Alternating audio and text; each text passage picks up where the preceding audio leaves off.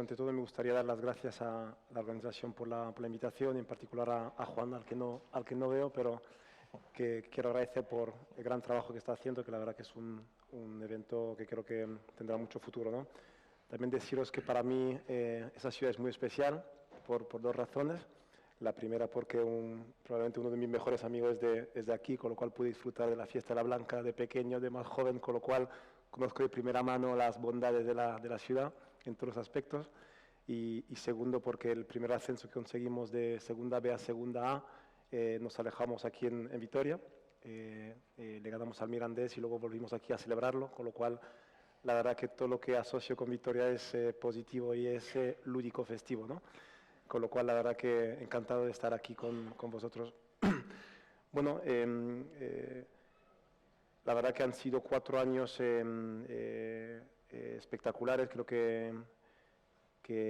ese vídeo que os hemos traído hoy pues es un poco un reflejo de lo que hemos vivido en 4 años. Yo me uno al proyecto del Mallorca en 2016, además casualmente coincidiendo con la llegada de nuestro amigo Ramón al Betis, al que por cierto felicito porque tiene un mérito inmenso lo que están consiguiendo en Sevilla. Y nos encontramos un club, digamos, al límite, ¿no? Al límite en todos los sentidos, un club bueno, que había jugado en Europa, que había hecho una final europea, ¿no? Que había hecho cosas, pero que al final, bueno, estabas en segunda división, la gente tenía una expectativa que estaba aquí y la realidad estaba aquí, ¿no? La gente te hablaba de Samuel Eto'o, pero es que Samuel Eto'o ni está, ni va a estar, ni es imposible comparar lo que fue el pasado con el presente, ¿no? Entonces era un club atrapado en su pasado, atrapado en problemas económicos muy grandes. Para los que sois empresarios, pues si os cuento que cuando llegamos el club perdió 8 millones de euros en un presupuesto de 10, creo que esa planificación era cuanto menos mejorable, ¿no? Entonces, bueno, pues Pedro, que es un buen amigo, pues solo cuenta la parte de los ascensos, pero la realidad es que mi primer éxito fue el descenso. Esa es la realidad. Llegamos en 2016, en enero, nos salvamos el primer año pues, por los pelos en Valladolid, y el segundo año, pleno de gestión nuestra, bajamos de segunda A a segunda B, lo cual, bueno, pues te puede llevar quizás a deprimirte, a tirar la toalla, a pensar que ya no hay vuelta atrás. Y la realidad fue lo contrario. La realidad fue que creo que, como decía anteriormente el ponente anterior, muchas veces se puede aprender mucho de los errores y del fracaso. Nosotros, en mi caso, yo aprendí mucho de este fracaso, que fue probablemente el primer gran fracaso que tuve en mi carrera profesional. Creo que sacamos muchas conclusiones muy positivas, empezando por el hecho de que cuando un club como el Real Mallorca baja a segunda división B, después de 42 partidos, es que eso no es casualidad, ¿no? Yo creo que ahí hay un problema mucho más profundo, no es un tema de que muchas veces solo hablamos de la parte deportiva de ganar o perder, ¿no? Pero cuando tú, un club como este acaba bajando a segunda división B, ya no es un tema de que tú puntualmente este año lo has hecho mal, es que tú llevas haciéndolo mal mucho tiempo, ¿no? Y creo que tomamos la oportunidad de realmente de reconstruir el club desde cero. Creo que eso pues nos conllevó tomar decisiones valientes, complicadas, como fueron pues prescindir de mucha gente. Pero no prescindir por prescindir, sino que porque al final era un club de gente pues quizás acomodada, gente con poca ambición, con poca gana, y sobre todo creo que faltaban 3 cosas que pensamos que son fundamentales para triunfar, que son la competencia profesional, el compromiso y la lealtad, ¿no? Tú puedes ser muy bueno, trabajar mucho, pero si tú no eres leal a tu proyecto, creo que es difícil que vaya bien, ¿no? Entonces, bueno, pues descubrimos la segunda B, que es un escenario que no recomiendo a ningún amigo. 4 grupos, como sabéis, de 20 equipos, nadie sube directo, hay un playoff, que es lo que es, que tú puedes hacer una temporada fantástica, llegar ahí y quedarte fuera. Por suerte o por acierto, pues conseguimos acabar primero en nuestro grupo y luego pues ganamos el playoff contra el Mirandés, que casualmente habíamos bajado en Miranda de Ebro también. A veces la vida es así de caprichosa. Y luego nos encontramos en segunda división. En segunda división pues éramos el presupuesto número 11 de 22, con un límite de plantilla, que es lo que tú te puedes gastar en jugadores, de 5 millones, que parece mucho, pero en realidad es bastante poco si comparas con el Deportivo La Coruña, por ejemplo, al que ganamos en la final, que había gastado o podía gastar 23 millones, el Málaga otros 25, Las Palmas en aquel momento 21. Y bueno, y creo que con la filosofía de saber dónde veníamos, de ser humilde, digamos, coger las cosas un día tras otro, pues conseguimos una temporada muy regular, nos mantuvimos ahí pues agazapados cerca del playoff todo el año y cuando llegó el momento de apretar, apretamos, nos metimos en playoff y tuvimos la suerte o el acierto de ser capaces de primero ganarle al Albacete en la semifinal y luego ganarle al Deportivo La Coruña después de perder 2-0 en Riazor y bueno, luego encontrar la fuerza para ganarles 3-0 en casa, ¿no? Que fue un momento pues probablemente de los más bonitos, creo, probablemente de mi vida, ¿no? Porque es un momento de mucha emoción, mucho sentimiento de orgullo de lo que hemos conseguido. Y bueno, y ahora nos encontramos en primera división con un presupuesto que es el más bajo, creo que compitiendo con cierta dignidad, ¿no? Que al final es lo que uno pretende hacer en su trabajo y veremos cómo acabará la cosa. Por mi parte, mi camino con el Mallorca llegó a su fin la semana pasada, con lo cual pues, lo veré desde la tranquilidad de mi casa y con el Movistar puesto, ¿no? Pero en cualquier caso creo que, bueno, creo que es una historia bonita, una historia creo que de valores, creo que al final si hemos conseguido lo que hemos conseguido no fue a base de tener los mejores jugadores ni los mejores nombres, sino que creo que al final la clave fue eso, gente de verdad, gente que va al frente, unos líderes dentro del vestuario que al final te marcan una línea, ¿no? Y siempre cuento el ejemplo de nuestro capitán que es Chisco Campos, que me imagino que la mayoría no conocéis, pero es de esos jugadores que al final, o de esos líderes que al final te hacen ganar partidos o te hacen ganar propuestas de negocio, porque al final cuando juega aprieta, cuando no juega aprieta, cuando hay que decirle a un chaval de 20 años que en lugar de salir de fiesta con su novia, igual es mejor que se quede en su casa, se lo dice. Bueno, de esos chicos que al final hacen un trabajo que no es visible, pero que hace que al final consigas logros, ¿no? Con lo cual, bueno, eso creo que he intentado ser breve, no lo he hecho de forma tan elocuente con una presentación tan bonita y de verde como Ramón, pero bueno, creo que es un poco resumen de lo que ha sido, lo que fue esos 4 años, los que fueron esos 4 años, perdón. Bueno, yo creo que es evidente, ¿no?, el esfuerzo que se ha hecho desde la parte de gestión, ¿no?, en el club del Real Mallorca para estar donde está. Quería preguntarte la diferencia que hay en un club de élite, como es el Mallorca, entre la segunda B, la segunda y la primera en cuanto a la gestión. ¿Qué diferencias puedes ver dentro de las diferentes categorías? Si al final sigues llevando seres humanos, ¿no? Vuelvo a insistir en que creo que la única manera en que puedes explicar que el Mallorca le gane al Madrid, al Mallorca le ganamos de forma merecida, con 6 jugadores de segunda B y creo que 8 de segunda A, es porque la clave no está en la capacidad técnica ni en la capacidad táctica, sino que está digamos, en la parte de las personas, ¿no?, del capital humano. Entonces yo creo que al final,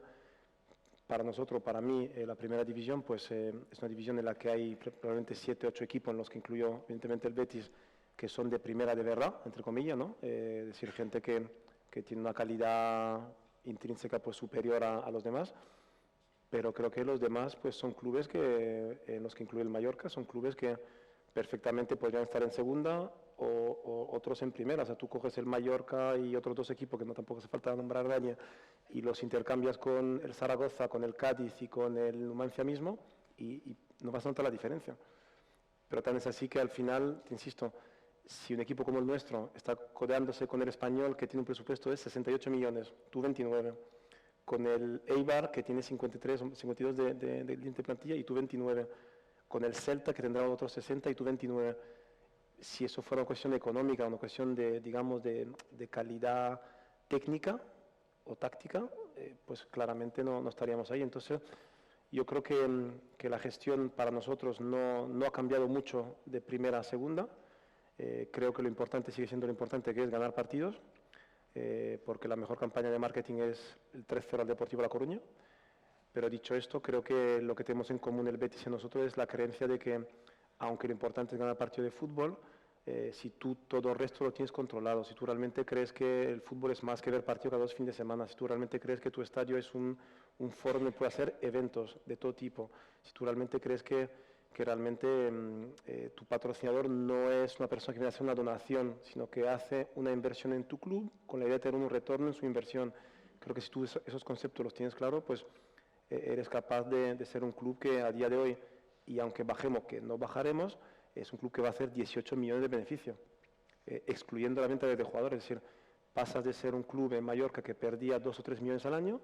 a ser un club en primera división que va a ganar 18,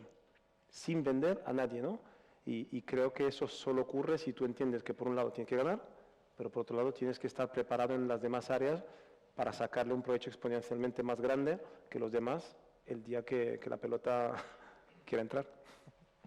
Totalmente de acuerdo. Luego también querría preguntarte por qué un inversor extranjero decide invertir en el Mallorca y qué consideras que debe de revisar o mirar o consultar un inversor a la hora de hacer este tipo de inversiones. Bueno, tuve la suerte de poder participar en lo que fue la compraventa del club desde el principio, en el sentido de que cuando dejé de jugar a fútbol, pues entré, cuando me di cuenta que era mejor abogado que jugador, dejé el fútbol y entré en un bufete de abogados y habíamos desarrollado un departamento, digamos, enfocado a asesorar a pues, jugadores, federaciones, inversores. Entonces, fuimos en el 2015 a contarles a la gente de Baker McKenzie en Nueva York que el fútbol español estaba cambiando. Está cambiando por 3 razones. Primero, porque había fair play financiero, es decir, tú tienes seguridad jurídica, es decir, tú metes tu dinero en un sitio que es serio, donde hay reglas, y si las reglas se incumplen hay una sanción. De hecho, fue la época de la famosa sanción al Elche. Entonces, yo creo que para un inversor extranjero saber que ya no somos los españoles simpáticos, que tomamos tapas, que vamos a la fiesta de la blanca, esas cosas, sino que además somos gente profesional y seria, pues yo creo que es un paso definitivo importante para que gente de verdad entre en nuestro negocio, ¿no? En segundo lugar, en aquel momento lo que había ocurrido fue, como sabéis, en España antiguamente los clubes vendían sus derechos de televisión de forma individual y eso creaba una situación en la que el Madrid y el Barça pues cobraban 150 millones de euros y los que menos, que en aquel momento era el Rayo Vallecano, cobraba 18. ¿Qué ha ocurrido? Que hubo un Real Decreto que nos obligó a vender de forma colectiva los derechos y por lo tanto la distancia entre el que más y el que menos se ha cortado, de forma que en aquel momento el que menos cobraba 18, hoy en día el que menos, que es el Mallorca, cobra 43. O sea, hemos pasado de que el que menos cobra 18 al que el que menos cobra 43. ¿Qué ocurre? Que la distancia entre los 150 y los 18 ya es de entre 43 y 150, con lo cual es más apretada. O sea, no es casualidad que hoy en día haya más candidatos a ganar el título que había hace 5 años. Es porque al final tienes más dinero, tienes más recursos, tienes mejores jugadores y compites mejor. Y creo que esos dos factores, es decir, que haya reglas que se cumplan y si no se cumplen, que haya una sanción, y dos, que haya más recurso económico en el circuito y por lo tanto si eres una persona sensata ya no significa que el fútbol es tirar dinero, sino que ya ganas dinero, es decir, todos los clubes prácticamente, quitando el Mallorca en segunda división y el Zaragoza creo, todos los demás ganan dinero, cosa que era impensable hace 5 o 6 años, la gente decía fútbol igual, pérdida, hoy no, con lo cual pues para un americano serio, con una visión de negocio seria, pues dice,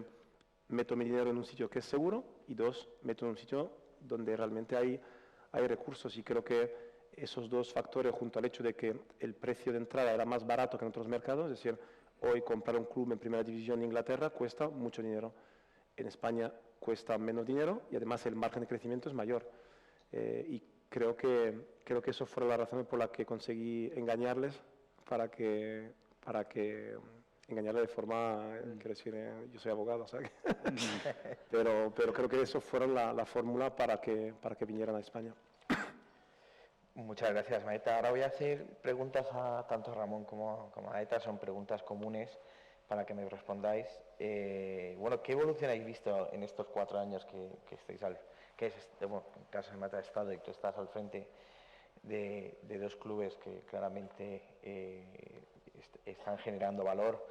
¿Qué evolución habéis visto dentro de la gestión de los clubes en estos 4 años? ¿Cuál es la diferencia de 4 años atrás ahora?